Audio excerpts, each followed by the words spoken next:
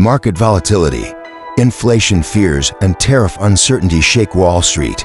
The latest sell-off in U.S. stocks signals growing investor anxiety over inflation, weakening consumer confidence, and looming trade tensions. Higher than expected inflation suggests the Federal Reserve may delay interest rate cuts, keeping borrowing costs elevated for businesses and consumers. Meanwhile, consumer pessimism could translate into reduced spending, a major concern for an economy driven by consumption.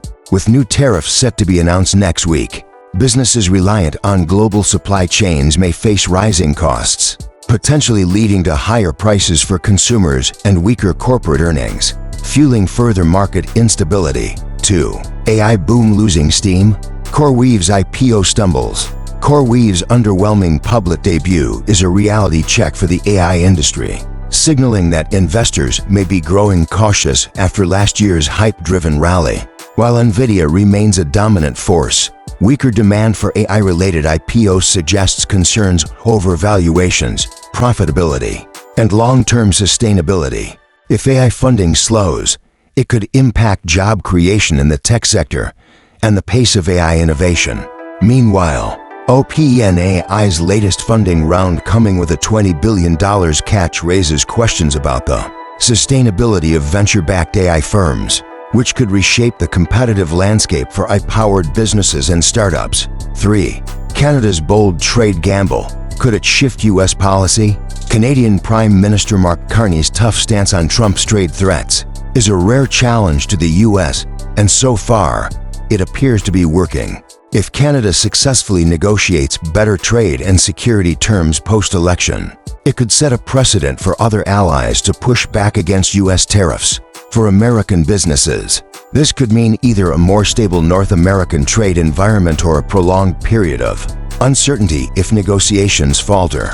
Meanwhile, Trump's warning to automakers not to raise prices due to tariffs may be difficult to enforce, as increased costs from import duties are often passed down to consumers. The bigger picture: rising global trade tensions, with China's Xi Jinping personally lobbying foreign CEOs to defend free trade, highlighting concerns that U.S. protectionist policies could drive companies toward other markets. 4. The Nikola pardon. What it means for business accountability.